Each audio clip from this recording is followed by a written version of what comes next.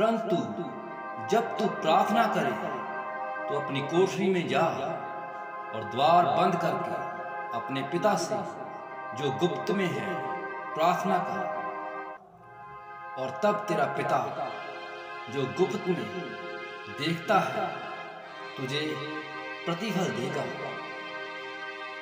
प्रार्थना करते समय अन्य जातियों के समान बक बक ना करो, क्योंकि वो समझते हैं कि उनके बार बार बोलने से उनकी प्रार्थना सुनी जाएगी।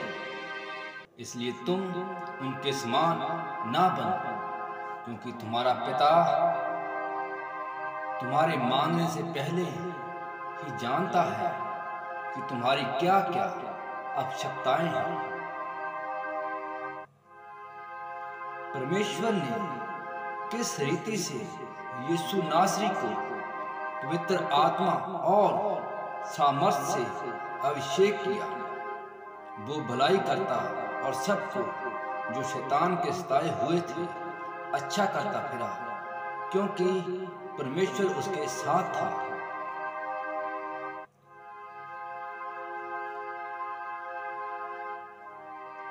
जो कोई पाप करता है वो शैतान की ओर से है, क्योंकि शैतान आरंभ से ही पाप करता आया है।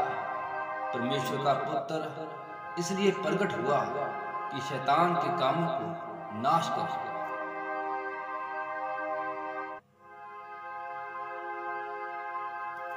इसलिए सब प्रकार का बैर, भाव, छल, कपट, ढाल और बदनामी को दूर करके नए जन्मे हुए बच्चे के समान निर्मल आत्मिक दूध की लालसा करो, ताकि उसके द्वारा उद्धार पाने के लिए बढ़ते जाओ,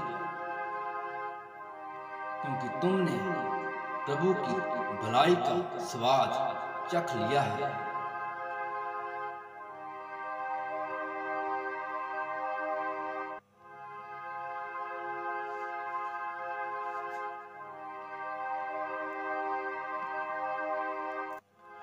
और उनका भरमाने वाला शैतान आग और गंधक की उस झील में, जिसमें वो पशु और झूठा भविष्यवक्ता भी होगा, डाल दिया जाएगा, और वो रात दिन जुगाना जुग पीड़ा में तड़पते रहेंगे।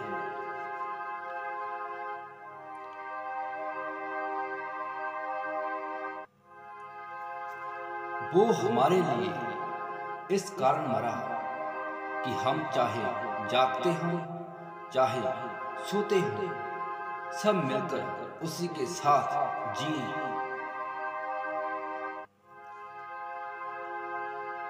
क्योंकि परमेश्वर ने हमें भय की नहीं पर सामर्थ्य और प्रेम और संयम की आत्मा दी है।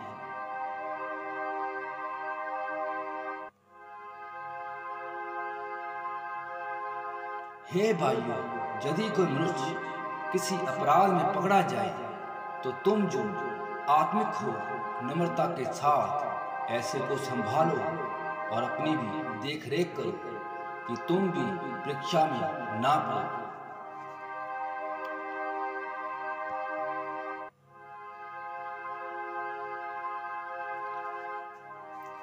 उसी दिन यीशु घर से निकलकर झील के किनारे जा बैठा और उसके पास ऐसी बड़ी भीड़ इकट्ठी हो गई कि वो नाव पर चढ़ गया और सारी भीड़ किनारे पर खड़ी रही, और उसने उनसे दृष्टांतों में बहुत सी बातें कही। एक बीज बोने वाला बीज बोने निकला।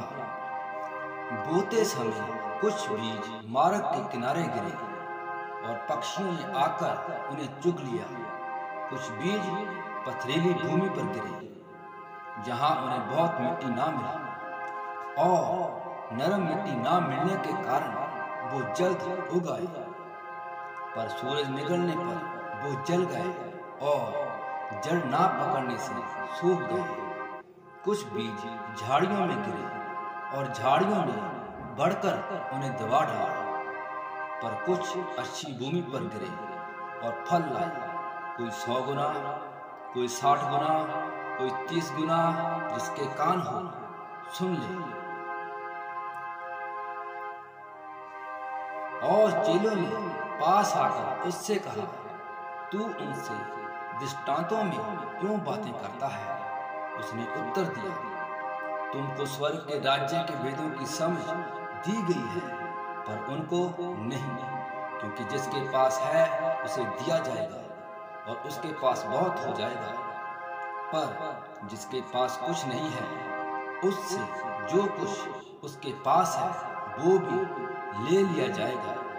मैं उनसे दृष्टांतों में इसलिए बातें करता हूँ कि वो देखते हुए नहीं देखते और सुनते हुए नहीं सुनते और नहीं समझते, और उनके विषय में यशायाह की भविष्यवाणी पूरी होती है, तुम कानों से तो सुनोगे पर समझोगे नहीं, और आंखों से तो देखोगे पर तुम्हें सूझेगा नहीं, क्योंकि इन लोगों के मन सुस्त हो गए हैं और वो कानों से ऊंचा सुनते हैं, और उन्होंने अपनी आंखें मूंद ली है, कहीं ऐसा ना हो कि वो आंखों से देखें और कानों से सुने और मन से समझें और फिर जाएं और फिर मैं उन्हें चंगा करूं।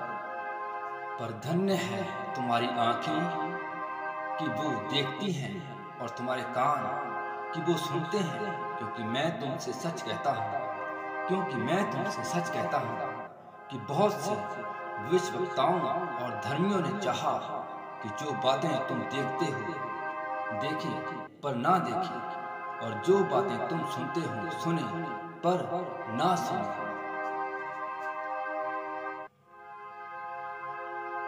अंत तुम इस रीति से प्रार्थना किया करो, हे हमारे पिता, तू जो स्वर्ग में है, तेरा नाम पवित्र माना जाए, तेरा राज्य आए, तेरी इच्छा जैसे स्वर्ग में पूरी होती है वैसे ही पृथ्वी पर हो। हमारे दिन भर की रोटी आज हमें दे, और जिस प्रकार हमने अपने अपराधियों को क्षमा किया है वैसे ही तू भी हमारे अपराधों को क्षमा कर, और हमें परीक्षा में ना ला, परंतु बुराई से बचा, क्योंकि राज्य और पराक्रम और महिमा सदा तेरे ही है। आमीन।